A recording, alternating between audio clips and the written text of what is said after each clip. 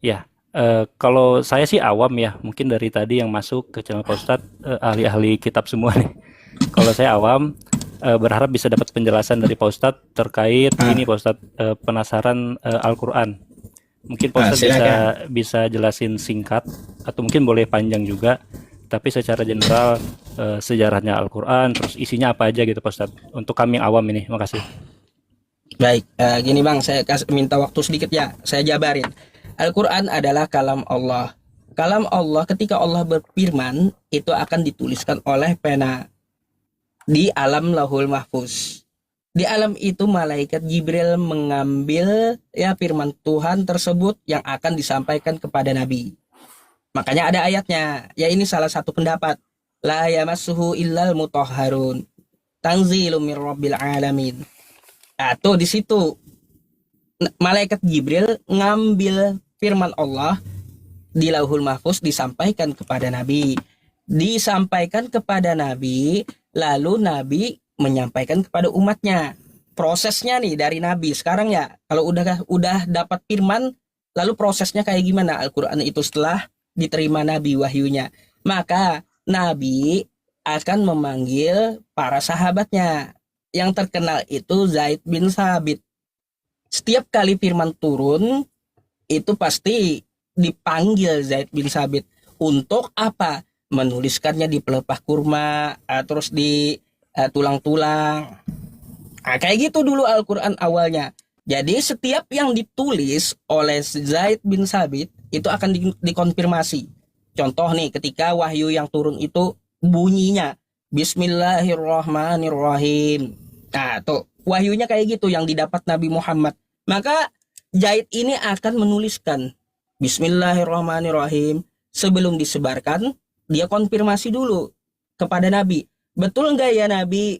Ya, tulisan saya seperti ini bunyinya. Bismillahirrahmanirrahim. Ketika Nabi mengiyakan, iya betul Zaid. Baru sahabat-sahabat yang lain dan orang-orang saat itu disebarkan wahyu yang diterima. Nah, lama-kelamaan Nabi wafat bang. Wafat.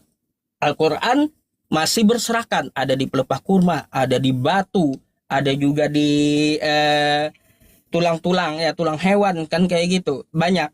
Nah ini dalam pemerintahan Abu Bakar setelah Nabi itu diperintahkan Zaid tersebut untuk mengumpulkan semuanya. Lalu dijadikanlah satu mushaf Quran. Wafat Abu Bakar ya, satu mushaf Quran tadi dikasih kepada Hafsah. Hafsah adik dari Umar bin Khattab. Habis itu ya, setelah berlalu masa Umar bin Khattab, lalu diserahkan kepada Utsman bin Affan. Ketika di zaman Utsman itulah Al-Quran diperbanyak cetakannya dengan memakai master dari Hafsah tadi. Gitu cerita Quran tuh bang. Silakan.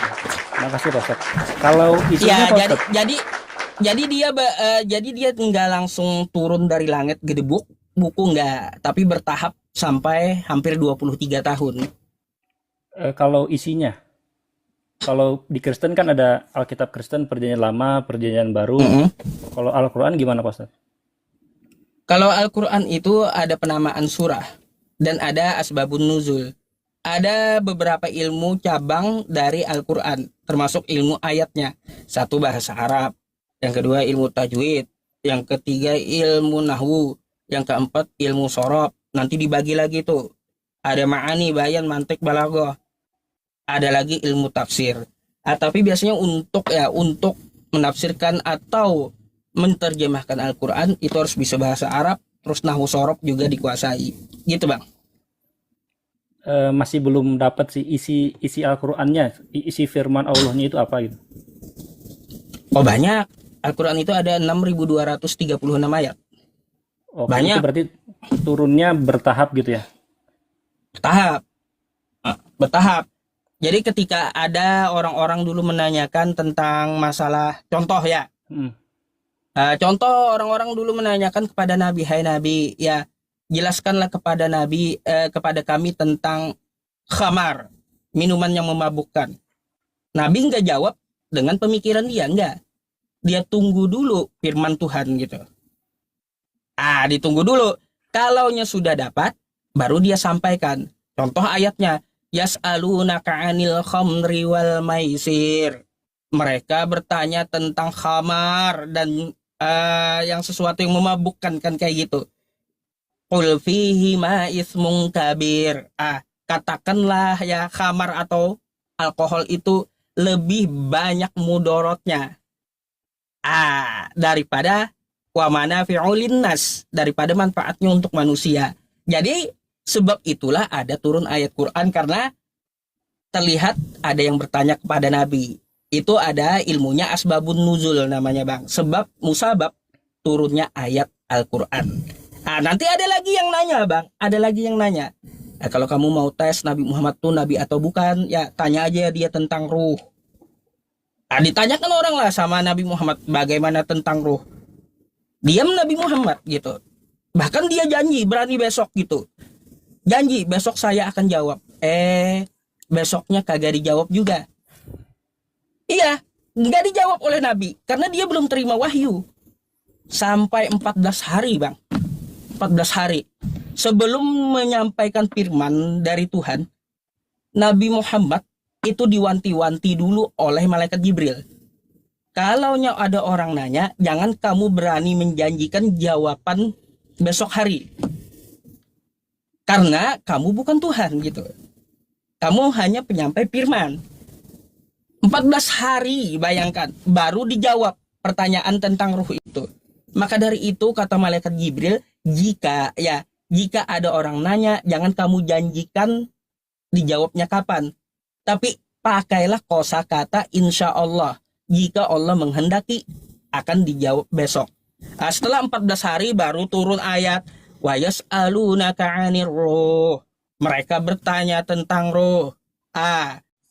Jadi seperti itu Al-Qur'an itu ada sebab turunnya ayat. Gitu, Bang. Oke, Pak Ustadz. Kalau contoh tadi misalkan itu Nabi Muhammadnya bertanya ke Allah atau nunggu pasif aja? Nunggu pasif. Dia nggak berkuasa Oke. lah. Iya. Nunggu pasif, Kalau nunggu turun dulu dia kalau firman misalkan kayak tersebut. kisah-kisah Nabi Musa, Nabi Ibrahim, Nabi Isa gitu, itu disampaikan oleh oleh malaikat Jibril juga ke Nabi Muhammad. Kalaunya Nabi Musa, itu kita percaya bahwa 10 hukum itu langsung tanpa perantara. Gitu. Bukan Ka- kisahnya. Ya, kisahnya Nabi Musa, ya, menurut keyakinan Islam pun, itu dia mendapat wahyu dari Tuhan di Bukit Tursina.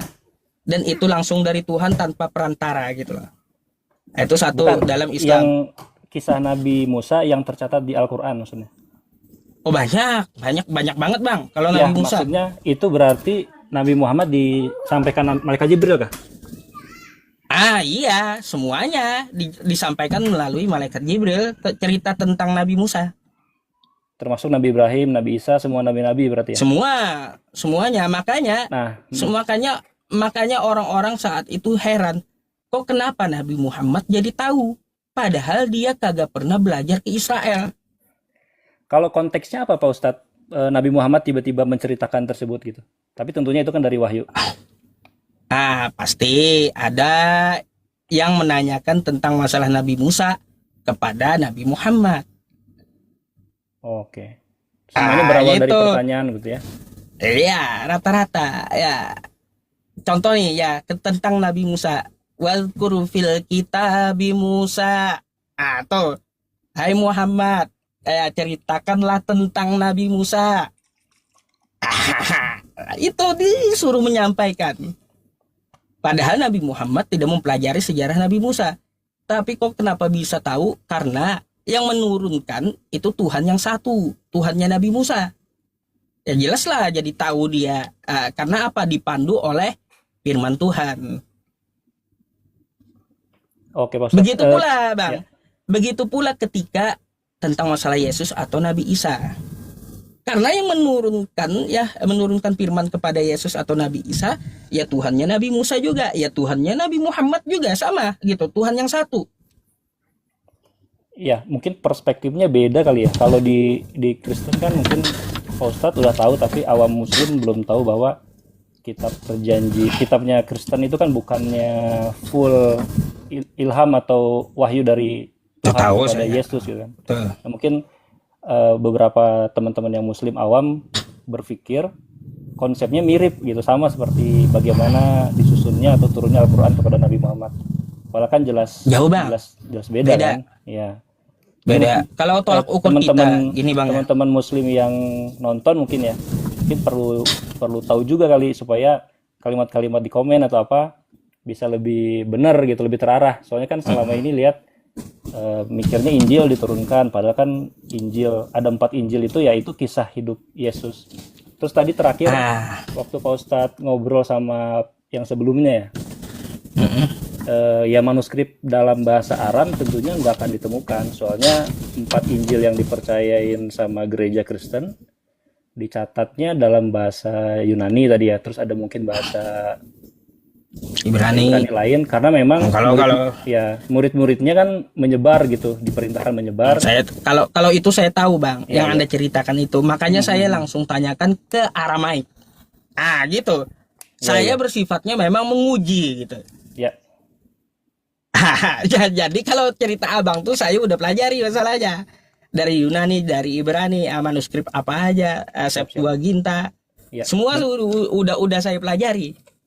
Ya, balik lagi ke Al-Quran tadi, boleh Tat sedikit lagi Tat? Silakan.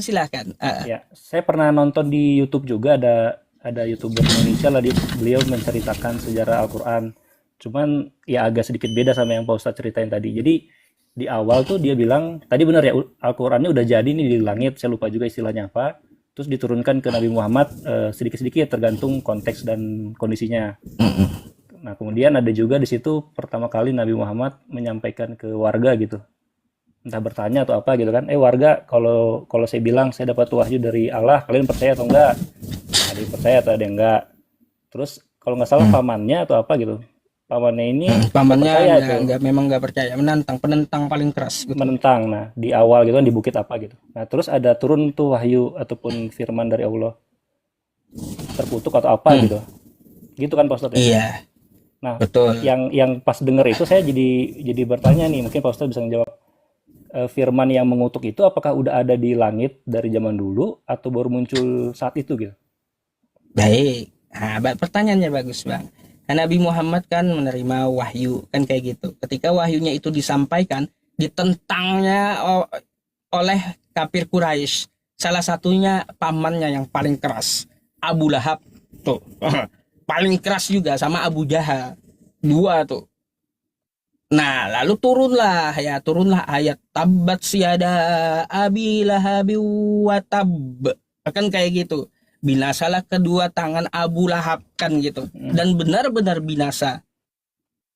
Itu konteksnya apakah sudah ada di zaman dulu? Allah meletakkan firman tersebut dia baharu, Bang.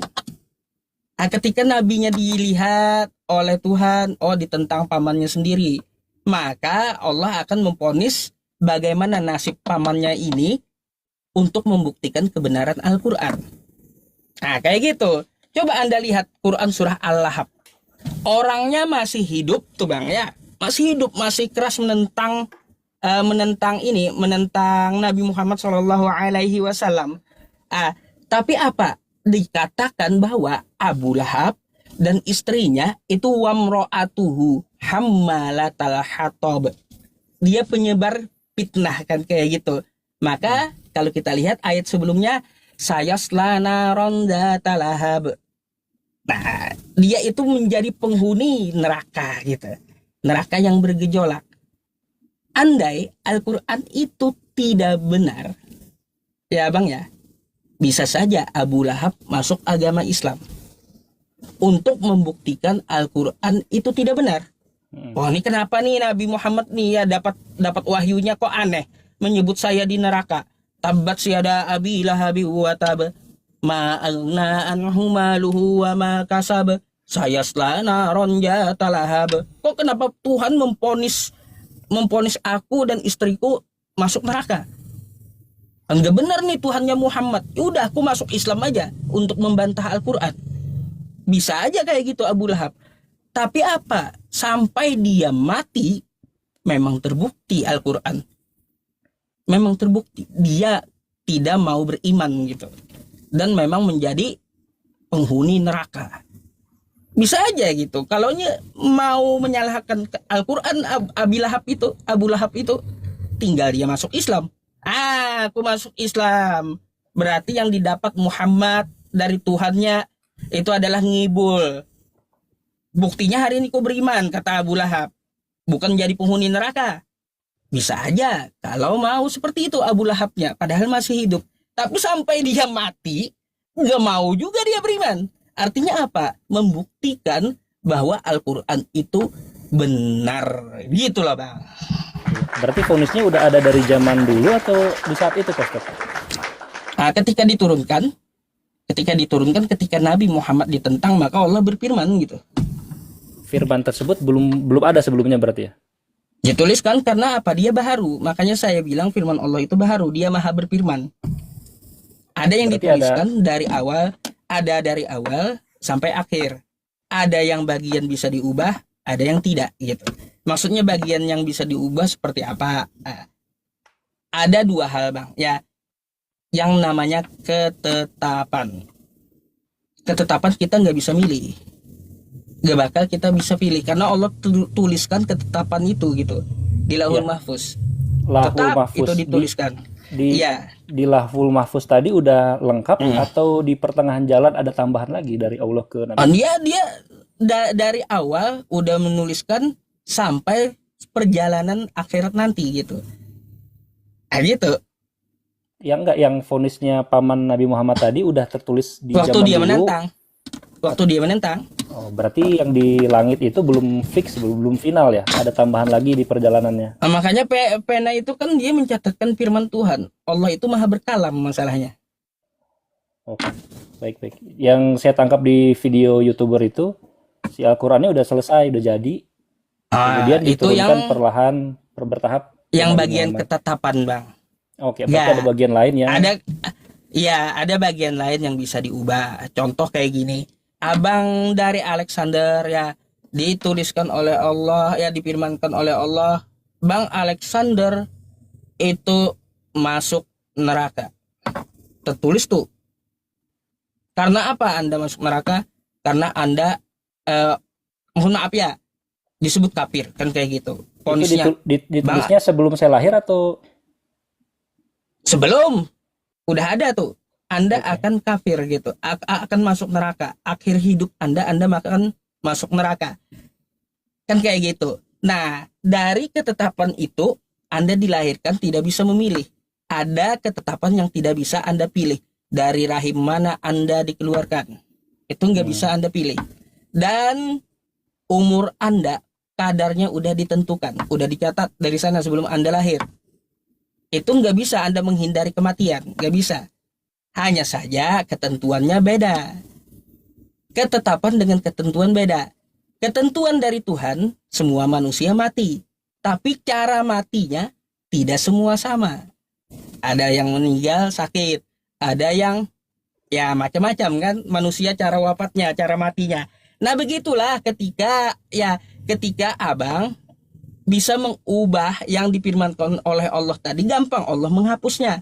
Firman yang bisa diubah dari ketentuan. Ternyata ketika Anda di dunia ya Anda bertobat. Nah, itu udah dituliskan juga Anda bertobat. Habis itu di tahun berapa Anda bertobat, masuk agama Islam. Nah, diperbaharui kitab Anda dari segi ketentuan, bukan dari segi ketetapan. Makanya ada tuh dalam Islam beriman kepada qada dan qadar. Ada yang kita imani tetap mutlak tidak bisa diubah, ada yang dapat diubah. Hal ini berdasarkan di mana, Bang? Saya punya dasar. Quran surah Ar-Ra'd. Bentar ya saya bacakan untuk Anda sedikit. Bentar ya. Bentar. Biar kita belajar bersama juga, Bang, dan mengingatkan saya juga tentang Al-Quran dan internal Islam saya gitu. Nih, Bang. Mana ini?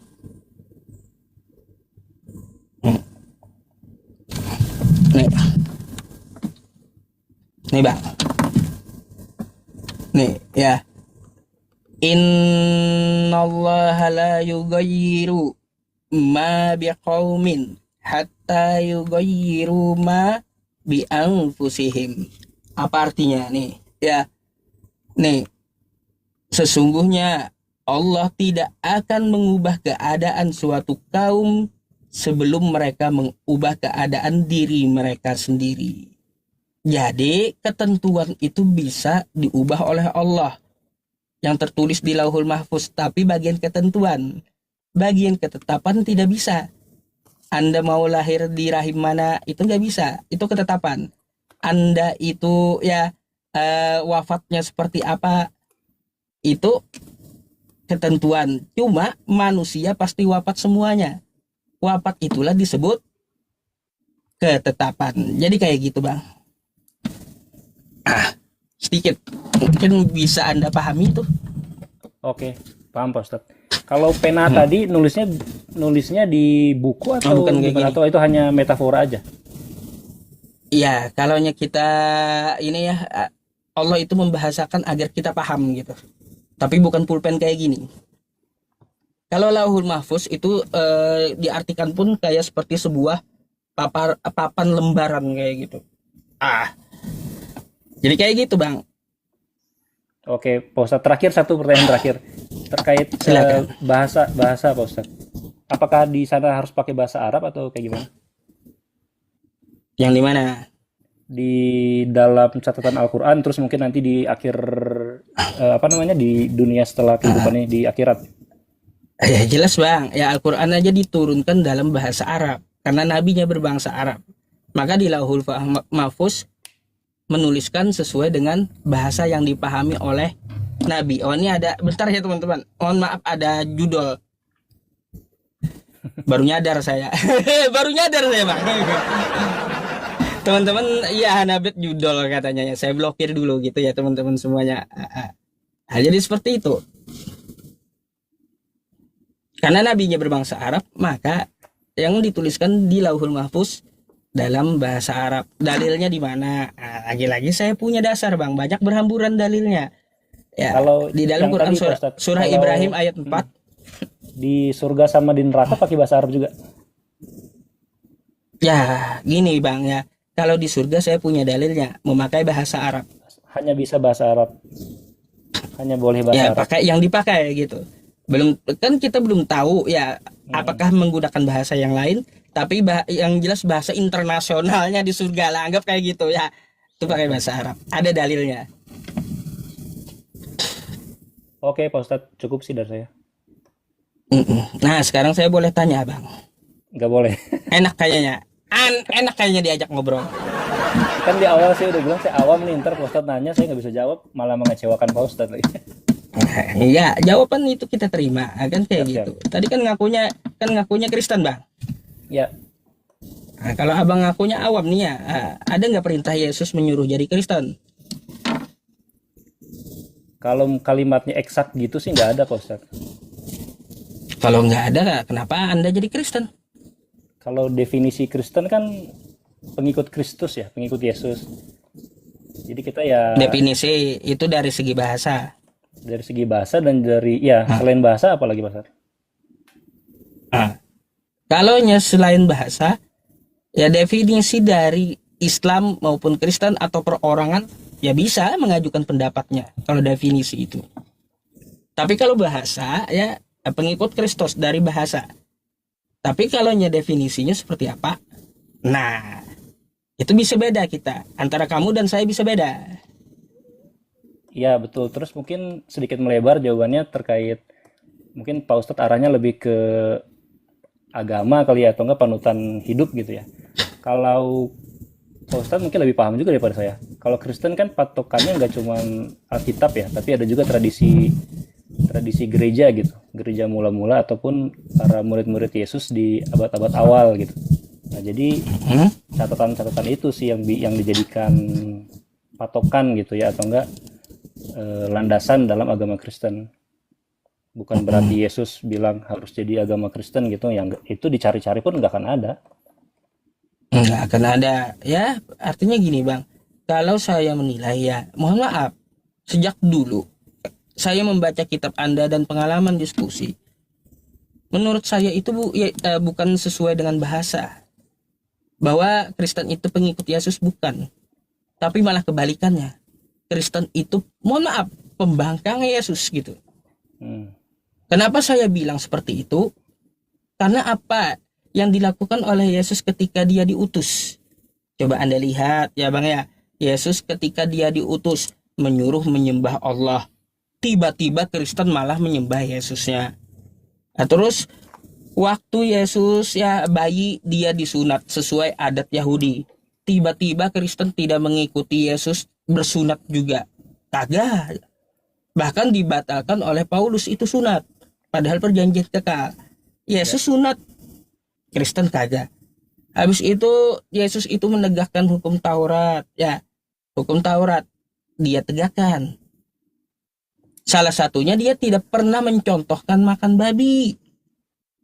Nah, tiba-tiba kawan Kristen sampai ekor babi pun habis. Bayangkan kayak gitu Bang. Bayangkan kayak gitu, ekor babi pun habis. Yesus berpuasa 40 hari 40 malam. Kristen kadang puasa, katanya puasanya pun juga bisa minum. Kocak kali saya pikir. Puasa apa yang bisa minum? Padahal Yesus 4 hari 40 malam itu dia nggak makan dan minum. Nah, nggak sesuai dengan apa yang diajarkan Yesus. Terus Yesus dia melakukan preskuneo. Yang tadi malam saya bahas dengan Edis. Preskuneo. Sujud. Itu yang dilakukan Yesus. Tiba-tiba kawan Kristen sujud pun kagak mau. Malah jingkrak. Aduh, pakai musik di gereja. Macam mana? Jadi Yesus dengan Kristen itu 180 derajat jauh Bang ajarannya Kristen itu dengan Yesus. Kebalikannya. Silakan Anda tanggapi. Ya, mungkin tanggapan awam kali ya Pak Ustadz. Kalau yang Pak Ustadz sebutin tadi kan memang beberapa itu ajaran maupun budaya Yahudi gitu. Contohnya kayak tadi yang di sunat, ya ajaran gereja, ajaran gereja atau tradisi gereja mula-mula gitu ya. Yang nggak harus sunat, karena sunat itu adalah ajaran budaya Yahudi gitu. Itu satu contoh. Termasuk juga makan babi. Jadi pernah saya baca terkait ada hukum yang universal, ada hukum yang memang untuk orang-orang Yahudi. Nah, tentunya pertanyaan Pak Ustadz ini, Pak Ustadz pasti udah pernah lah dapat jawaban yang lebih meyakinkan dari orang Kristen lain. Cuman mungkin di sini penonton Pak Ustadz malah makin seneng nih ngelihat ada yang nggak bisa ngejawab. Tapi balik lagi. Jadi gini ya, Bang. Pertanyaan itu kan udah ditanyain 2000 tahun nih ya, pasti udah ada jawabannya. Balik lagi saya awam nih, saya juga masih mencari jawabannya. Baik, gitu, nggak apa-apa.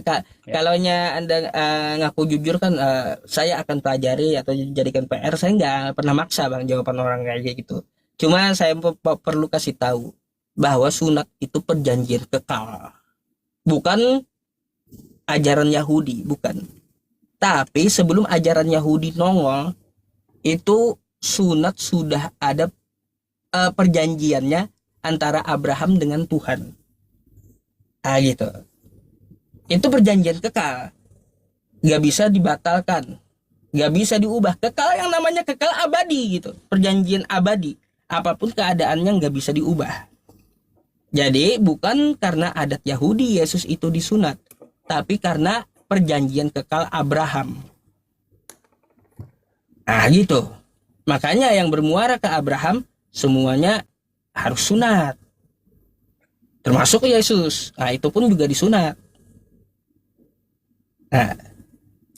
Jadi gitu Bang. Ya, tanggapan satu lagi terkait ibadah tadi ya. Kalau saya sendiri kan Katolik ya, memang ada banyak denominasi Kristen Protestan lain yang ibadahnya sampai jingkrak-jingkrak. Kalau yang saya tahu sendiri Katolik ada panduannya berdasarkan ajaran gereja sih. Kalau yang jingkrak-jingkrak itu mungkin baru muncul di abad ke-18, 19, ya gereja-gereja modern lah.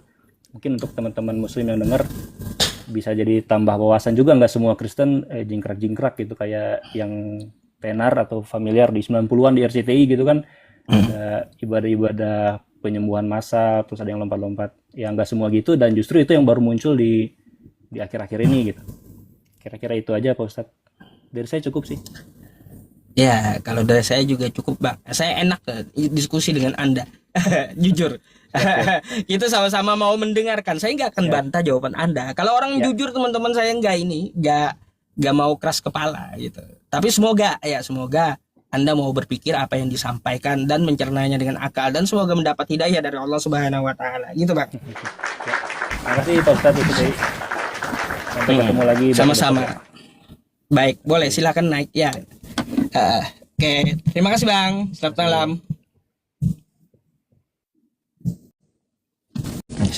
Ya, yang kayak gitu teman-teman, jujur